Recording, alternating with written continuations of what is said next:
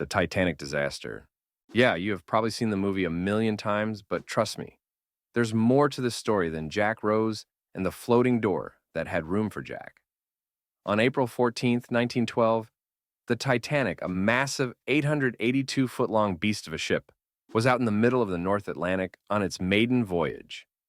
This thing was supposed to be unsinkable, but that night at 11:40 p.m., the Titanic smacked straight into an iceberg. This wasn't a little bump in the night. The iceberg tore open the ship's hull like a tin can.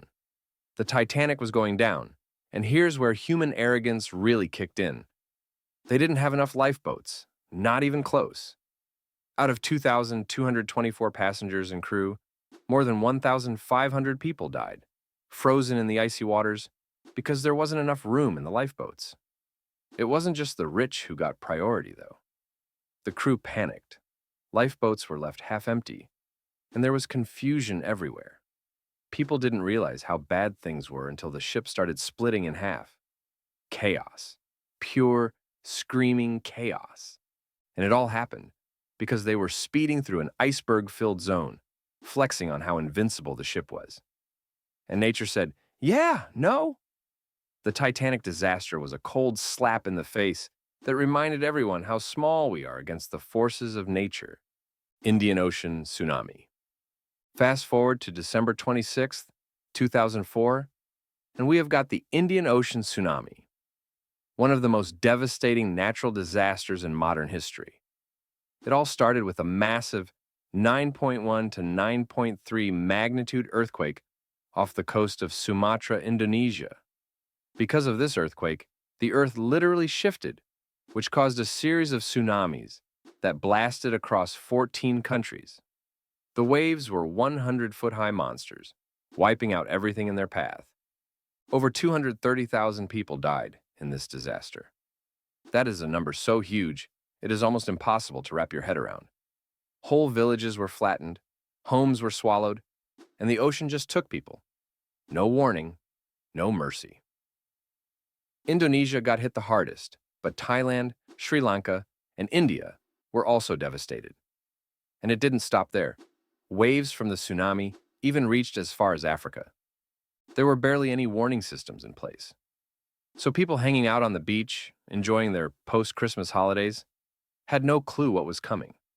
Some areas reported waves traveling at 500 miles per hour. You definitely can't outrun that. Chernobyl nuclear disaster. This one wasn't nature's fault. This was 100% human error. On April 26th, 1986, during a safety test, yes, apparently a safety test, reactor number 4 at the Chernobyl nuclear power plant in Pripyat, Ukraine, blew up. This explosion released 400 times more radiation than the atomic bomb dropped on Hiroshima. It wasn't something you could see or feel, but it was deadly. For days, nobody fully grasped how bad it was.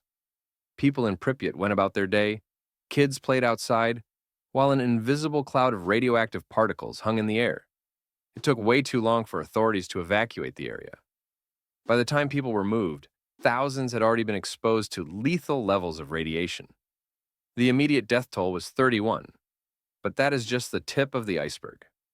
Over time, radiation-related illnesses like cancer started popping up, and some estimates put the total death toll at around 4,000.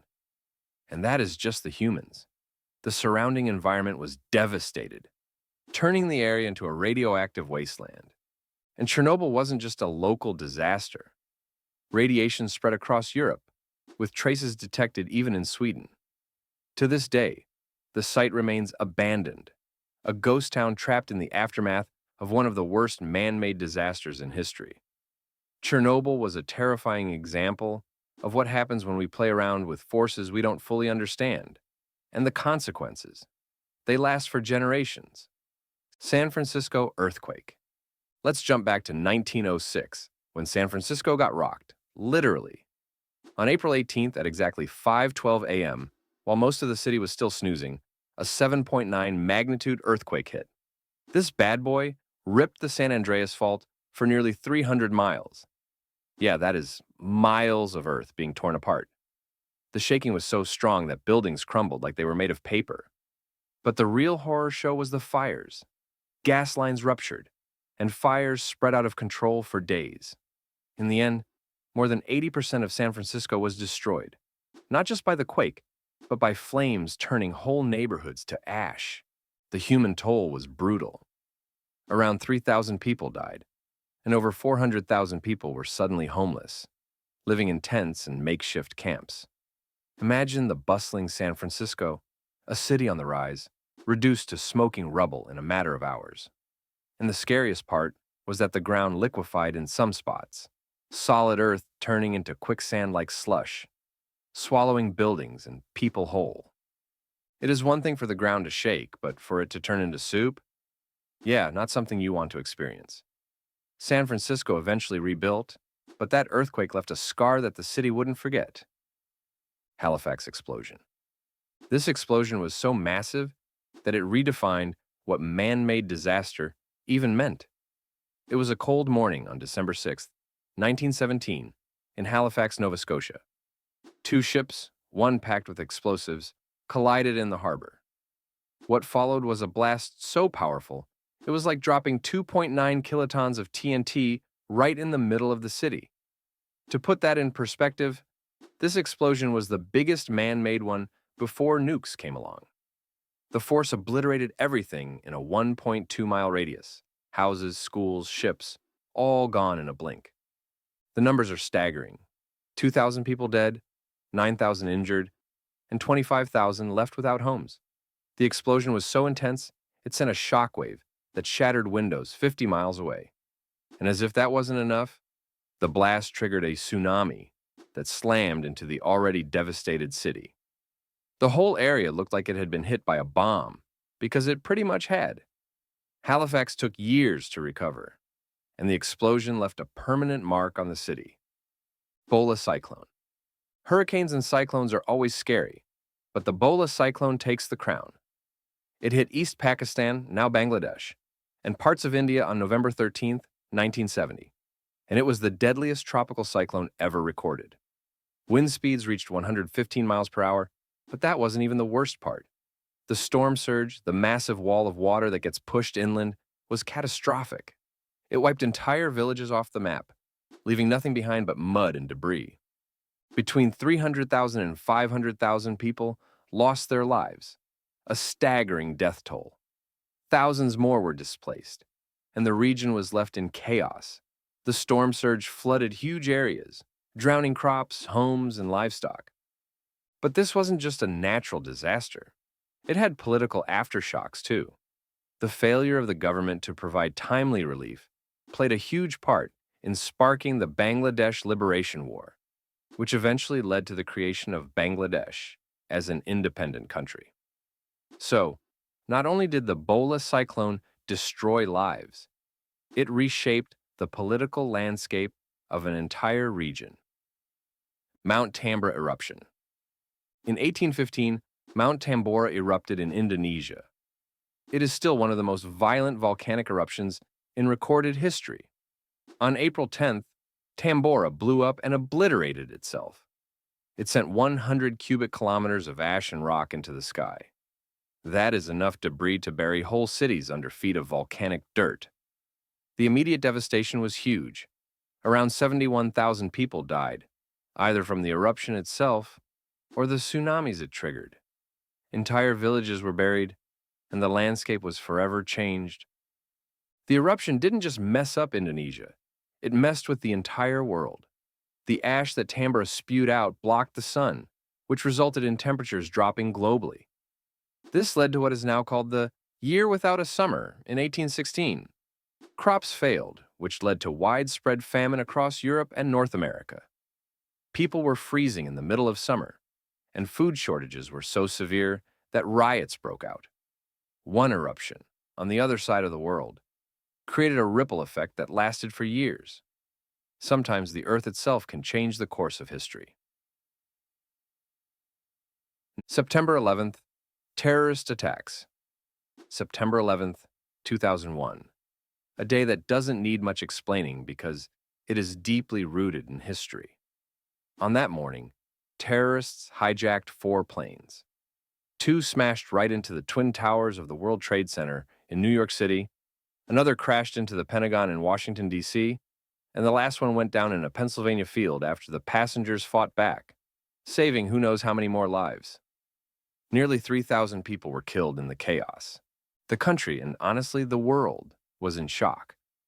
People watched in horror as the towers collapsed on live TV, covering everything in a cloud of dust and debris. It felt unreal, like some disaster movie was playing out, but with way more devastation. In the aftermath, everything changed. Airports were never the same again. Goodbye, quick security checks, hello body scanners, and TSA lines. But more than that, it kicked off the war on terror, leading to wars in Afghanistan and Iraq, and a global shift in how countries handle security and terrorism. 9/11 reshaped the entire 21st century in ways we are still feeling today. The Great Galveston Storm. Let's rewind to September 8, 1900, and talk about one of the deadliest hurricanes to ever hit the U.S., the Great Galveston Storm. No cute hurricane names back then, just raw destruction. This monster rolled into Galveston, Texas, with 145-mile-per-hour winds, and the island city didn't stand a chance. Storm surge was 15 feet high, and Galveston is barely 8 feet above sea level. You can guess what happened next. Water came rushing in that turned streets into rivers and wiped homes right off their foundations. 8,000 people died in that storm, which makes it the deadliest natural disaster in U.S. history. Back then, there were no satellites or warning systems. People were caught completely off guard. The city was literally leveled, with wreckage everywhere and bodies scattered among the debris. Galveston went from a thriving coastal town to a post-apocalyptic wasteland overnight. Survivors didn't just lose homes, they lost entire families, their livelihoods, and everything they knew. Afterward, Galveston tried to rebuild. They constructed a seawall to protect against future storms. But the scars of that day never fully healed. Haiti earthquake. On January 12, 2010, the earth shook Haiti to its core, literally. A 7.0 magnitude earthquake hit just outside the capital, Port-au-Prince, and it wrecked the entire country. Now, 7.0 might not sound like a massive quake compared to others, but in Haiti, where poverty and lack of infrastructure were already issues, it was catastrophic. Buildings crumbled, including hospitals, schools, homes, everything. Over 230,000 people died. 300,000 were injured, and 1.5 million were left without a roof over their heads. The country didn't stand a chance. Roads were impassable, rescue efforts were chaotic, and the entire system collapsed. The world stepped in with aid, but it wasn't enough to fix the deep-rooted problems that existed before the quake. Haiti was already struggling, and this disaster pushed it to the brink. And as if things couldn't get worse, a cholera outbreak followed the quake, adding to the death toll and making recovery even more impossible. Even years later, Haiti is still trying to rebuild from the devastation. It was a 1-2 punch. First, the earthquake, then the disease, and the country has been trying to stand back up ever since. Thank you for sticking through till the end. If you enjoyed this video, consider leaving a like button. Perhaps if you're interested in more videos like this one, hit the subscribe and notification bell to always know when the new video's up. It's free, and you can always change your mind.